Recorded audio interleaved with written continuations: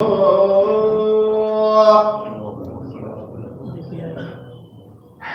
على الصلاة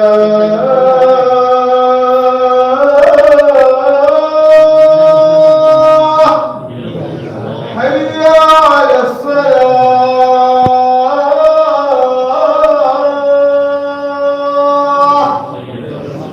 حي على الفلاح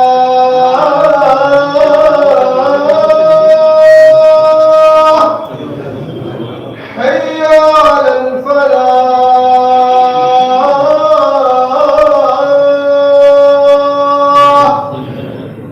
حي على خير الأمل حي على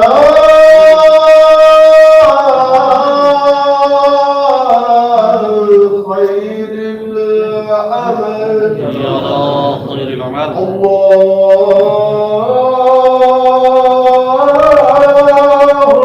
أكبر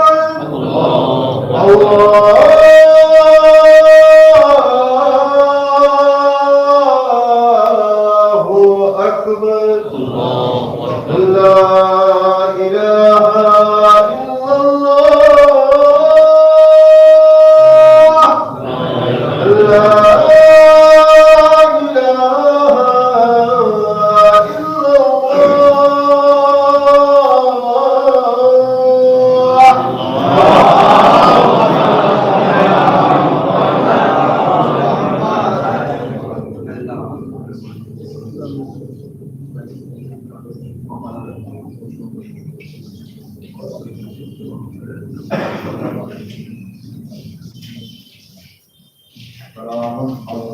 عليكم السلام.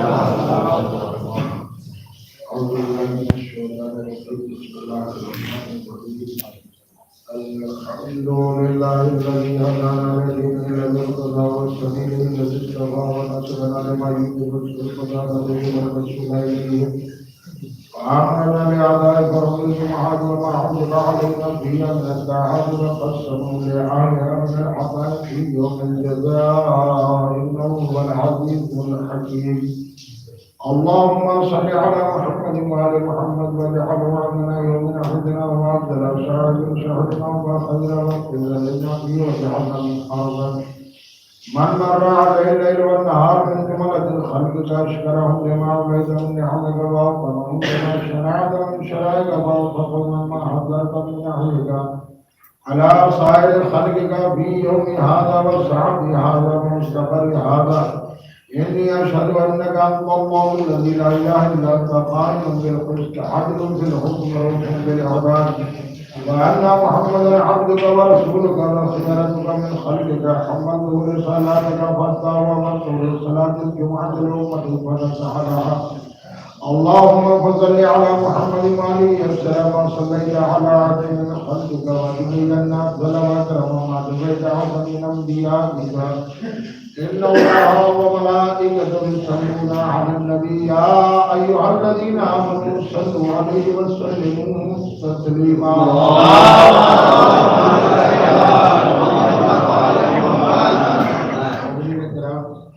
कुरान करीम में सूरा है जिसका नाम है सूरह हूद। ये बड़ा अजीम सूरा है और उसके लिए खुद पैगंबर इस्लाम ने इरशाद फरमाया कि ये सूरा वो सूरा है सूरह हूद जिसने मुझे बूढ़ा कर दिया, सही बना दिया। उसको पढ़िए और उसको देखिए कि नबी ने आखिर क्यों कहा, इसमें कौन सी चीज़ें बयान की हुई हैं कि जिसके लिए पैगंबर को कहना पड़ा कि ये वो सूरा है जिसने मुझे सही बना दिया, जिसने मुझे बूढ़ा। इस सूरे में क्योंकि ये मक्की में नाजिल हुआ था सूरा, इसमें 123 आयात हैं जिसमें परवरदिगार आलम ने इरशाद फरमाया कि फलौला काना मिनल कुरून मिन क़ब्लिकुम उलू बक़ियतिन यनहौना अनिल फ़साद फ़िल अर्ज़ इल्ला क़लीलन मिम्मन अंजयना मिनहुम। परवरदिगार आलम ने इरशाद फरमाया कि बस तुमसे पहले जमानों में क्यों न हुए वो लोग जिनमें ये असर रहा हो कि जमीन में फसाद करने से मना कर। यानी अल्लाह बयान कर रहा है کہ تم میں سے پہلے بھی لوگ ایسے ہوئے ہیں کہ جنہوں نے زمین پر فساد کرنے سے منع کیا، اور ایسے ہر دور میں ہوتے چلے آئے ہیں، اس لیے کہ قرآن کریم نے چند چیزوں کا بالکل حکم دیا ہے کہ یہ کرو، اور چند چیزوں کا حکم بالکل منع کیا ہے کہ یہ کام نہ کرو۔ ان میں سے ایک اللہ نے کہا ہے کہ دیکھو روئے زمین پر فساد نہ کرو، اور یہ بار بار کہا۔ قرآن مجید میں آیت کریمہ اللہ نے نازل کی کہ قتل سے بڑا فساد ہوتا ہے، اس لیے کہ قتل میں ہو سکتا ہے ایک ہی آدمی کو قتل کیا گیا ہو، مرڈر کیا گیا ہو، لیکن فساد میں محلے اور شہر اور ملک ویران ہو جاتے ہیں۔ لہذا شریعت نے سب سے پہلے فساد کو منع کیا۔ تو پروردگار عالم نے ارشاد فرمایا کہ زمین میں فساد سے منع کرتے ہیں، سوائے تھوڑے لوگوں کے کہ ضرور ایسے ہیں کہ جن کو ہم نے نجات دی، اور وہ لوگ جنہوں نے ظلم کیا ان نعمتوں کے پیچھے پڑے رہے جو انہیں دی گئی تھی، اور وہ مجرم ہی تھے۔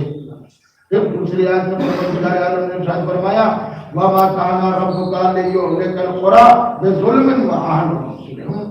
پروردگار عالم نے ارشاد فرمایا کہ بڑی عجیب طریقے سے تیرا پروردگار ایسا نہیں ہے کہ وہ بستیوں کو ہلاک کرے ظلم کی وجہ سے، بلکہ اس کے جو باشندے تھے کہ وہ اصلاح کرنے والے نہیں تھے۔ یعنی اللہ نے قرآن میں کہا اللہ تمہارے عمل سے کئی بار ہے کہ ایسے عمل کرتے ہو کہ جس کی وجہ سے بستیوں کے عذاب بھیجتا ہے۔ یہ عذاب کب بھیجتا ہے؟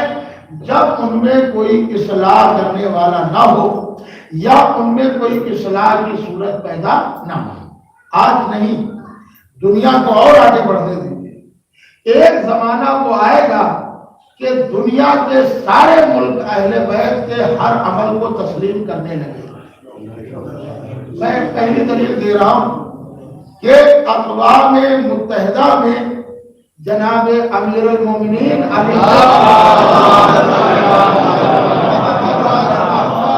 نے جو 1400 سال پہلے فرمایا تھا، اقوام متحدہ میں انہیں بھی چند باتوں کو ماننا پڑا اور بولنا چاہیے۔ اس سے پہلے اقوام متحدہ کے جو جنرل سیکریٹری تھے کوفی عنان، انہوں نے اپنی اسپیچ میں کہا کہ اگر عرب کے لوگ صرف حضرت علی کی 6 باتوں کو مان لیں تو پورے عرب میں کہیں ایک قطرہ بھی خون کا نہیں بچ سکتا۔ آج اگر مولا علی کی سیرت مان لی جائے، اہل بیت کی سیرت، میں اس کی ایک چھوٹی سی دلیل دے رہا ہوں آپ کے سامنے۔ تیسری جنگ عظیم کی تیاری ہو چکی ہے، انسانی جانیں ضائع ہو رہی ہیں، ملک برباد ہو رہے ہیں، لیکن یاد رکھیے یہ سوال پھر اہم ہے کہ آخر ایک ملک دوسرے ملک پر حملہ کیوں کرتا ہے؟ انسانی جان کو پروردگار عالم نے قرآن میں کہا ہے کہ جس نے ایک انسان کی جان بچا لی گویا اس نے پوری انسانیت کی جان بچا لی۔ اب اسلام اس سے بہتر اور کون ہو سکتا ہے کہ جہاں ایک جان کے بچانے والے کو انسانیت کا بانے کا۔ اگر آج دیکھا جائے تو یہ لڑائی اتنے زوروں پر ہے کہ ہر ملک کو تشویش ہو چکی ہے آپ سے کیا جاتی۔ کاش دنیا نے امام حسین علیہ السلام سے سبق لے لیا۔ اب شعبان آنے والا ہے، کل کی تاریخ شعبان کی ہے۔ ایک عمل صرف امام حسین کی سیرت، ہم آپ جتنے لوگ ہیں اگر ایک سیرت پہ عمل کر لیں، صرف ایک جملے پر مولا حسین کے، تو دنیا میں امنیت خون خرابہ نہیں ہو سکتی۔ کیا مطلب ہے؟ آپ پڑھیے، یہ ہے سیرت امام حسین۔ جب امام حسین علیہ السلام ولید کے دربار میں گئے، 26 رجب سن 60 ولید نے بلایا اور معاملہ رکھا کہ یہ مسئلہ ہے۔ امام حسین نے فرمایا میں نہیں کروں گا۔ کسی نے کہا کہ قتل کر دیا جائے وغیرہ وغیرہ، اور اب جناب عباس ولی اکبر نے تلواریں کھینچی۔ کیا کہا جملہ کہ بھائی عباس ہم جنگ میں پہل نہیں کریں گے، لڑائی میں پہل نہیں کریں گے، آگے اب اور آگے بڑھ جائیں گے۔ وہ منزل کے جہاں ہر کا لشکر ملا تھا، پانی پلا دیا اور نظام فرض پہ تلواریں نکل رہی، چاہتے تو لڑ گئے۔ کیا کہا؟ بھائی عباس تلوار دنیا میں رکھو، ہم جنگ میں پہل نہیں کریں گے۔ وہ موقع کہ جب فرات سے خیمے ہٹا دیے گئے، عباس جیسے شجاع نے تلوار کی کہ بھیا تلوار نیا میں رکھو، ہم جنگ میں پہل نہیں کریں گے۔ 9 محرم کو ادھر لشکر نے حملہ کر دیا، ادھر بھی تلواریں نکل آئی۔ کہا تلواریں اندر کرو، ہم جنگ میں پہل نہیں کریں۔ 10 محرم آ گئے، حسین نماز پر ہے مصلی پر، اور اب گھر سے کسرے ساتھ کی طرف سے تیر آ گیا اور یہیں سے جنگ شروع ہو۔ یہ امام حسین علیہ السلام کا پیغام، یہ میسج پوری دنیا کے لیے امن کر سکتا ہے۔ امام حسین علیہ السلام چاہتے تو مدینے میں جنگ کر سکتے تھے، امام حسین علیہ السلام اگر چاہتے تو کربلا کے راستے میں جنگ کر سکتے تھے، لیکن ہر جگہ یہی کہا کہ ہم جنگ میں پہل نہیں کریں گے، اور نہ امام حسین علیہ السلام نے پہل کی۔ اگر آج دنیا کے مسلمان جو امام حسین علیہ السلام کو مانتے ہیں، اور جو آج دنیا کے انسان جو آج امام حسین علیہ السلام کو مانتے ہیں، اگر صرف ایک بات کو لے لیں کہ چاہے آپس کا مسئلہ ہو یا محلے کا مسئلہ ہو یا شہر کا مسئلہ ہو یا ملک کا مسئلہ ہو، کسی کنٹری کا مسئلہ ہو، اگر ہر ایک اپنی جگہ پر یہ آمادہ ہو جائے کہ ہم جنگ میں پہل نہیں کریں گے، ہم حملہ پہلا نہیں کریں گے، تو جب کوئی حملہ نہیں کرے گا، کوئی پہل نہیں کرے گا، تو لڑائی ہوگی نہیں۔ یہ سب سے پہلا پیغام حضرت امام حسین علیہ السلام نے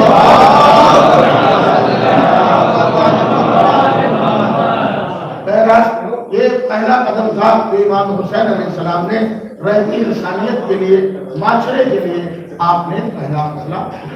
آج میں آپ کی خدمت میں یہ شعبان کا مہینہ بڑی عظمتوں کا مالک، آپ حدیثوں میں پڑھیے، یہ وہ مہینہ ہے جسے خود پیغمبر اسلام حضرت محمد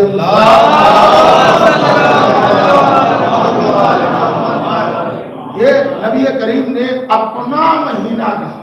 نبی نے فرمایا یہ میرا مہینہ ہے، تو اس میں کیا ہے، اس میں وہ مہینے کے لیے بتایا ہے معصوم نے کہ جیسے کوئی شاخ ہے، شاخوں کے شاخیں نکل آئیں، ویسے ہی عمل ہے، اس میں نیکیاں جو ہیں ان کی جزا بہت زیادہ ہے۔ دیکھیے قرآن پڑھیے، قرآن میں ہے کہ کچھ نیکیاں ہیں ان کی جزا بہت زیادہ ہے، کچھ نیکیاں ایسی ہیں کہ آپ کے ساتھ آپ کی اولادوں کو، جناب خضر پیغمبر، جناب موسیٰ پیغمبر، ایک دیوار گر رہی تھی اور اسے سیدھا کر دیا، ان کا کہ ہم نبی ہیں اور ہم دیوار بنا رہے ہیں۔ جناب موسیٰ نے کہا، تو جناب خضر نے کہا یہ راز وہ ہے جو تم نہیں جانو گے، کیا ہے؟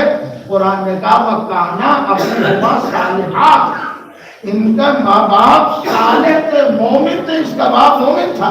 اب اس کی تفسیر ہے 7ویں پشت میں ایک مومن تھا، جن کی دیوار گری تھی، وہ یتیم بچے تھے، اسی کے نیچے خزانہ تھا، اگر خزانہ نکل جاتا تو بچوں کے لیے آگے کوئی سہارا نہیں رہتا، لیکن 7ویں پشت میں اس کے ایک بزرگ نیک گزرا تھا، اللہ نے اس کی نیکی کو 7ویں پشت میں رکھ دی کہ جو دیوار گر رہی تھی 2 نبیوں کو اللہ نے وحی کر کے بھیجی کہ اس کی دیوار درست کر دو تاکہ ان بچوں کا خزانہ بچ جائے اور اس کی نیکیوں کا ہم اجر بھی عطا کریں۔ اس کی نیکیاں ہیں برادران ایمانی جو ہم اور آپ نیکی کر رہے ہیں، ہو سکتا ہے ہماری اولاد کو، اولاد کی اولاد کو نیکیوں سے نہ کرو۔ یہی ہمارے یہاں معصومین نے فرمایا کہ خبردار یہ کو نیکیاں یاد نہ رکھو، نیکیاں بھول جایا کرو، زیادہ نیکیاں نہیں یاد رکھا کرو، ہاں گناہ جو کرو اسے ضرور یاد رکھو، نیکیاں جو ہے اسے بھول جایا کرو۔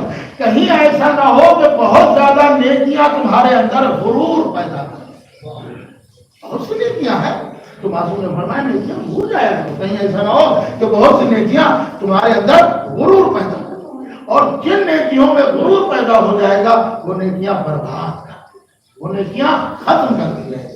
تو عزیزو، شعبان المعظم کا مہینہ یہ بھی نیکیوں کا مہینہ کہا جاتا ہے، اور یہ وہ مہینہ ہے جو رسول خدا حضرت محمد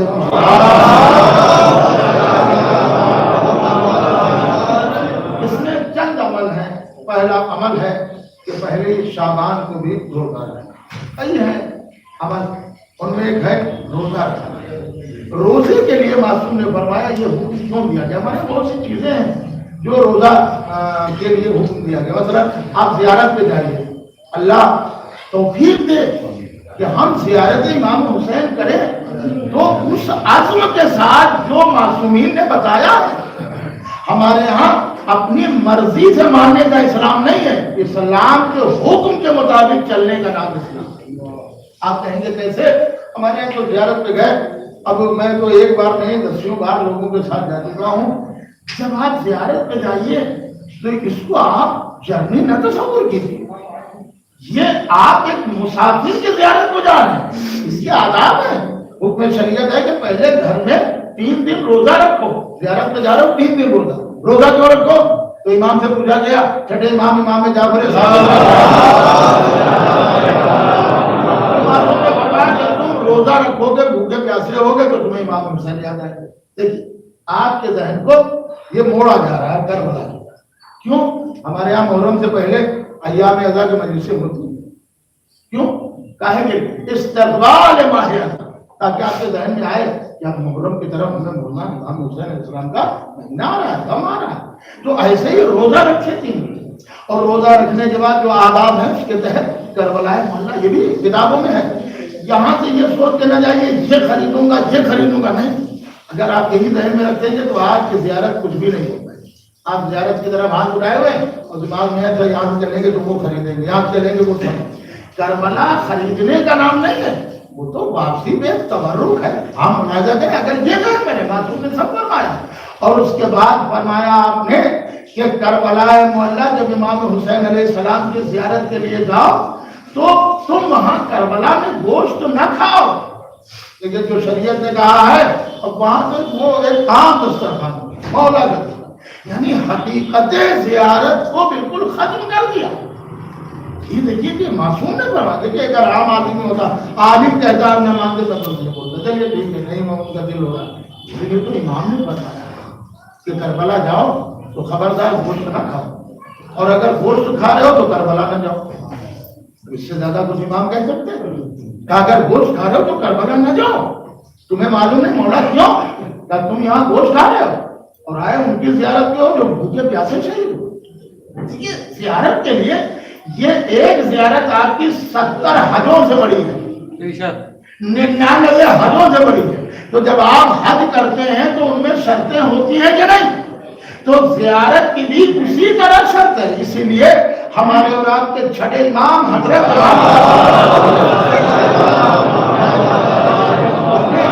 فرمایا ہے جو شخص، یہ تاریخ آنے والی ہے 14 شعبان، اس کی شب یعنی 15 شعبان، اسے عظیم راتوں میں شمار کیا گیا. دیکھیے یہ جلدی آپ کو نہیں بتایا، 3 شعبان بتائی جائے.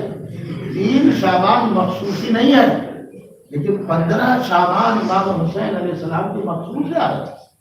عید کے دن، شب عید اور بقرعید یہ مخصوص ہے.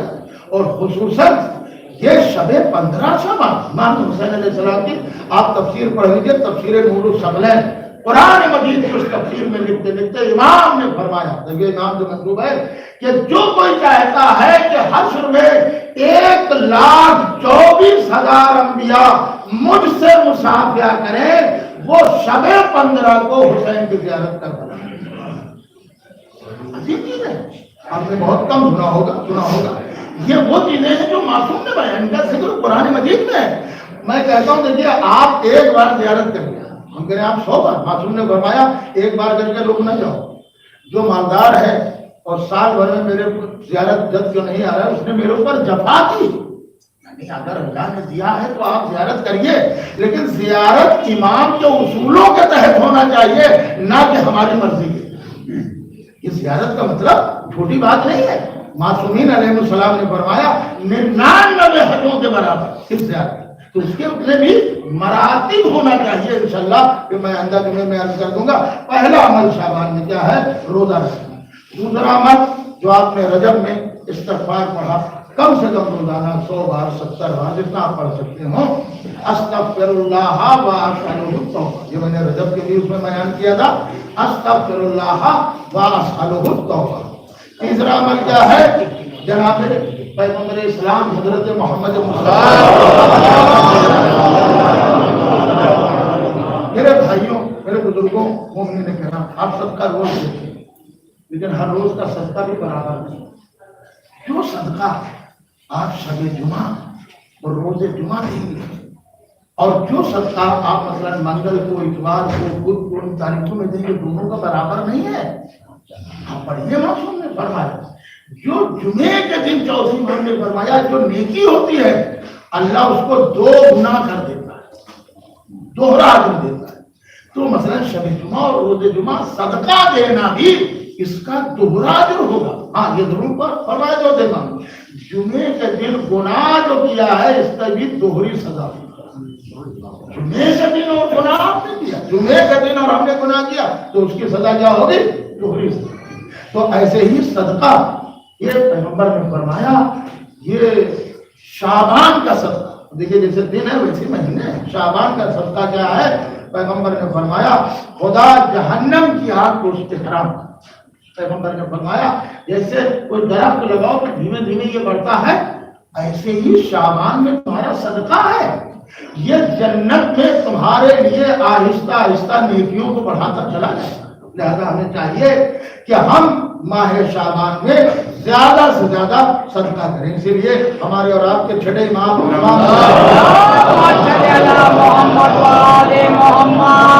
عمل میں فرزند رسول بتائیں اس مہینے میں سب سے بہتر عمل کیا؟ یہ بھی تو امام نے فرمایا اس مہینے میں سب سے بہتر عمل ہے صدقہ اور استغفار. دو چیزیں ہو گئی. آگے ایک دعا کا یہ دعا جناب پیغمبر سلام حضرت محمد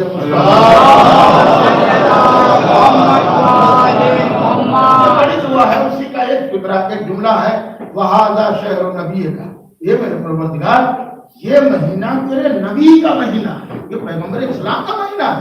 لہذا اس مہینے میں ماہ شعبان میں پہلے دن کا روزہ معصوم نے فرمایا اس کی بڑی فضیلت ہے. اور اس کے بعد چھٹے امام نے ارشاد فرمایا پہلی شعبان کا روزہ بالکل جنت کے واجبات میں کرے, جنت کو واجب کر دیا. ٹھیک ہے, معصوم اگر کسی چیز کو روک بھی رہے ہیں تو آپ یہ سمجھیے کہ اس میں کوئی نہ کوئی حکمت ہے. ہمارے یہاں ہم سے دلیلیں پوچھی جاتی ہیں, جتنا بیان کر سکتے ہیں میں اکثر عرض کر دیتا ہوں کہ کربلا اچھی غذا کو برداشت نہیں کرتا. کربلا جاؤ تو ان طریقوں سے جاؤ جن طریقوں سے معصوم نے آپ کو اجازت دی ہے اور یہ حکم دیا ہے کہ کربلا میں جانا ہمارے لیے بڑے اجر و شرف کا مسئلہ ہے. معصوم نے کتنوں کو سامنے دکھایا, ارے تم زیارت میں نہیں گئے, کتنے امام کی خدمت میں آئے, ارے تم ہمارے شیعہ کیسے ہو, تم زیارت میں نہیں گئے. تو زیارت کے لیے تاکید کیوں ہے؟ ہاں جو نہیں جا سکتے ہیں مجبوری ہے ان کے لیے اپنے گھروں سے زیارت یہ معصوم نے حکم دیا ہے. دیکھیے اسی لیے ایک بہت بڑے آیت اللہ نے بیان کیا ہے کہ قبر میں چند چیزیں چاہے جتنا گنہگاری کی اس میں ہو مگر چند چیزیں اس کو اچھے عمل کی طرف دے. پوچھا کہ کیا؟ کہا ایک اول ماہ کی نماز. کل ہے پہلی تاریخ ہے نا, اور اس میں 2 رکعت نماز ہوتی ہے. معصوم نے فرمایا جس نے یہ 2 رکعت اول ماہ کی نماز پڑھ لی اس نے پورے مہینے کی سلامتی کو اللہ سے خرید لیا. ایک دن تو آپ کو محنت ہے. دوسرا ان عالم دین نے بیان کیا کہ ہمیں 3 چیزوں نے قبر میں بہت فائدہ پہنچا. ایک اول ماہ کی نماز, دوسرے انہوں نے کہا کہ میں میرے لائق روزانہ نماز وحشت پڑھتا تھا, روزانہ ڈیلی. پھر کب وہ نماز کا ثواب میں ہدیہ کرتا تھا, بخش دیتا تھا کہ پروردگار تم تمام مرحومین مومن و مومنات کو پہنچ جائے جو آج کی شب میں دم ہو. ظاہر سی بات ہے یہ عمل اپنے لیے نہیں ہے بلکہ اپنی پوری قوم کے لیے. اور تیسرا عمل زیارت امام حسین جسے زیارت عاشورہ, یہ 3 عمل بڑے اہم ہیں. اور جس کا دل چاہے ان تینوں پر عمل کرے اور نہیں کرے تو کم سے کم ہر مہینے نماز اول ماہ کی ضرور پڑھیے. چنانچہ پیغمبر اسلام حضرت محمد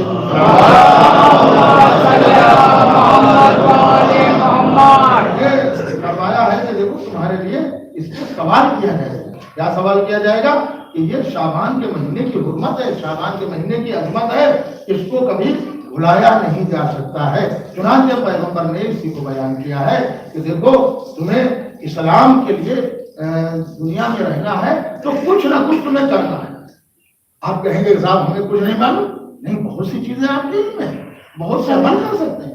میں نے کہا کہ ایران میں ایک شخص بہت پریشان ہے. ہمارے یہاں ہندوستان میں خودکشی آسان ہے. خودکشی آسانی نہیں ہے, خودکشی تو اور مشکلیں پیدا کر دیں. ابا نے خودکشی کر لیا, بیٹے کیا کریں؟ یہ بھی وہی ہے. تو اسلام خودکشی نہیں, آپ اس کا حل تلاش کریے. یہ مشکلوں میں اگر آپ گھبرا گئے تو مومن آپ مسلمان بھی نہیں. مشکل میں گھبراتا نہیں ہے. اس لیے مولا علی کو جب کوئی اہم پریشانی ہوتی تو 2 رکعت نماز پڑھتے تو ایک دعا پڑھتے اور فرماتے ہیں میرے لیے مشکل حل ہوتا ہے. اب مولا علی کہہ رہے ہیں نماز سے مشکل حل ہوتی ہے, اب آپ نہ مانے تو میں نہیں کہہ سکتا. قرآن بھی کہہ رہا ہے جب تمہیں مشکل پڑے تو نماز اور روزے سے مدد مانگو. تو وہ بہت پریشان, اب خودکشی کر دی. ان کا نہ خودکشی نہیں شیعہ. یہ ایک بادشاہ تھا ایران میں, ناصر شاہ بادشاہ. تو سوچا کہ بادشاہ تک رسائی تو نہیں ہو سکتی, میں کیا کروں, وہ چھوڑی. اس نے کہا میں اللہ سے شکایت کروں گا, اللہ سے کہوں گا اپنی بات, کسی سے نہیں کروں گا. اب اللہ نے تو روز کہہ رہا ہے کہ نہیں اللہ کو خط لکھوں. ان کا خط پہ تو پورا باقاعدہ کہ جو خط لکھا جاتا ہے اللہ کو کون سے ڈاکیا ہو, کہاں بھیجے جائے, کیسے پہنچے. مسجد کی چھت اس سے بہتر رکھتا ہوں. اپنا درد دل رو رو پروردگار نہیں ہے پریشان, میرے معبود اب خودکشی ہے اور تیرے علاوہ کوئی میری مصیبت کو دور نہیں. دیکھیے دعا میں اگر آپ کی آنکھ سے آنسو نکل آئے تو اللہ کی قسم خود معصوم نے فرمایا کہ تم یقین کر لینا کہ تمہاری دعا قبول ہے. ہم اپنی بات بتا رہے ہیں, ہم کو مہینے میں 1 یا 2 دن جو دعا مانگنے کے آداب اور طریقے ہیں اسی طرح 1 یا 2 دن ہوتا ہے, ورنہ یوں ہاتھ اٹھا کے دعا کا بھی ایک موسم ہوتا ہے. آپ دعا سے پہلے صدقہ نکالیں, صلوات پڑھیے, آل محمد کا ذکر کریے, کربلا کی یاد کریے, کچھ مسائل ذہن میں لائیے, آنکھیں آپ کی نم ہوں تو پھر دعا مانگیے. ہوتا ہے کہ دعا قبول ہو. اس نے خط کو چھت پہ رکھا. تو اب میرا پروردگار اس خط کو ظاہر سی بات ہے کہ ملائکہ پہنچانا بھی تمہارا کام ہے, مشکل میں کہو کس سے مانگے. چنانچہ بادشاہ ایک راستے سے نکل رہا اور اسی شخص ایک آندھی آئی, خط کا پتہ نہیں چلا. اس نے دوسرے دن دیکھا کہ آپ بہت افسوس کرنے لگے, لیکن بادشاہ چل رہا تھا, خط پڑا ہوا. تو وزیر نے کہا حضور یہ کچھ کاغذ ہے, اللہ. اس نے پڑھا تو اس کا پورا نام و پتہ تو لکھا تھا جس نے خط لکھا.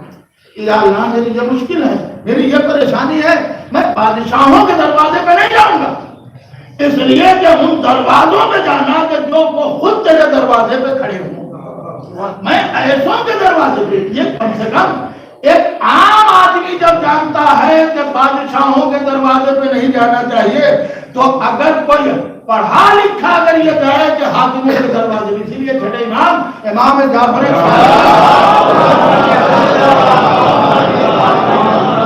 خبردار حاکموں کے دروازے کا رخ نہ کرنا. یہ ظلم بیچتے ہیں, یہ ظلم بیچتے ہیں. ظلم کے شکار ہو تو ان کے دروازے پہ جایا کرو, ورنہ تم اپنی بات کہو گے تو یہ اپنا ظلم تم سے. وہ کہتے ہیں اس شخص کو بلایا گیا اور کہا کیا پریشانی سنی. کہا تم نے اللہ کو خط لکھا, اللہ نے تمہارے اس دل کی اٹھتی ہوئی آواز کو سنا اور خط کو وسیلے سے نہیں بغیر کسی وسیلے سے ہوا کے دور سے مجھ تک پہنچا دیا, اور اب میں تمہاری پوری مشکل آپ اللہ سے کہہ رہے ہیں. پروردگار عالم آپ کی دعا کو قبول کرے گا. اور یہ یاد رکھیے کہ معصوم نے فرمایا تو قرآن میں ہے کہ ایک بلام بن باؤر قرآن مجید میں پڑھی سورہ انفال, اس کا گدھا جنتی ہے, عالم مستجاب الدعوات ہے, جس کے لیے دعا کر دیتا تھا قبول ہوتا. تو فرعون کے آدمیوں نے کہا جی یہ لو بات, یہ لکھا قرآن کی بات ہے تو ہم لٹلا بھی نہیں سکتے, قرآن میں ہے. تو کہا پھر کیا کرنا, کہا موسیٰ والوں میں بد دعا کرتے. اب یہ مستجاب الدعوات اس کے لیے بہت لوگوں کا آپ ادھرنا چاہیے, ادھرنا ادھر مال ملے گا, اور موسیٰ کی طرف کیا ہے, لہٰذا اب یہ فرعون کی طرف. جب ایک چوراہے پہ آیا تو گدھا وہیں پہ کھڑا ہوا تھا اور یہ مارتا رہا اس طرف نہیں گیا. تو جب مارتے تھک گیا تو اس کی انسانی زبان اسی کا قرآن میں انہوں نے کہا میرا مالک تو مار ڈال, تو عالم ہے, ہم جیسے گدھوں سے سبق سیکھ لیں. میں ظالم کی طرف نہیں جا سکتا, ظالم کی طرف ہمارا جھکاؤ نہیں ہو سکتا. مارتے اسے وہیں پہ مار دیا. قرآن نے کہا کہ یہ گدھا جنتی ہے, ایک جانور صحیح مرتے مر گیا مگر ظالم کی طرف جانے سے نہیں. یہ قرآن ہے. اب آپ قرآن سے بھی سبق نہ لیں تو اس کے لیے ہم کیا کریں. آپ قرآن مجید میں جو سورہ پڑھتے ہیں جسے سورہ جمعہ, اس میں کئی بار ظالمین کا لفظ آیا ہے. انشاءاللہ آئندہ دنوں میں ہم آپ کی خدمت میں ضرور عرض کریں گے. آج صرف آپ سے ایک پیغام ہے, اور وہ پیغام یہ ہے کہ معصوم نے فرمایا کہ جو گھڑیاں ہیں 24 گھنٹے میں دعا مانگتے رہو. ایک گھڑی ایسی آتی ہے جو دعا مانگو گے قبول ہوئی ہے, تو اب یہ تو بتایا نہیں, لہذا زیادہ سے زیادہ دعائیں مانگتے رہیے. اور شعبان ویسے ہی بہت اچھا مہینہ ہے، اور میں کہتا ہوں اس میں یہ بھی دعا مانگیے کہ شعبان کی برکت سے رمضان اچھی طرح سے گزر جائے. شعبان کی برکت جو مسجدوں میں ہوتی ہے بحثنا الحدیث باب نظر میں ہوگا کتاب اللہ رب العالمین الشیطان الرجیم. بسم اللہ الرحمن الرحیم. اللہ علیہ وسلم فصلی لربک وانحر بنا شان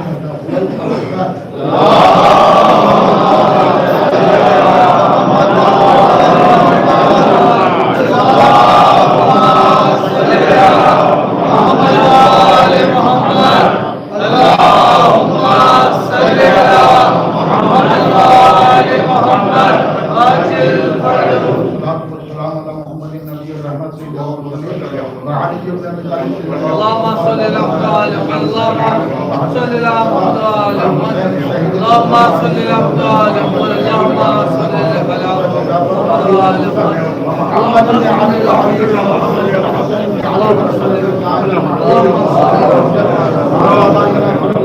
النبي وبارك للمعادين من البشير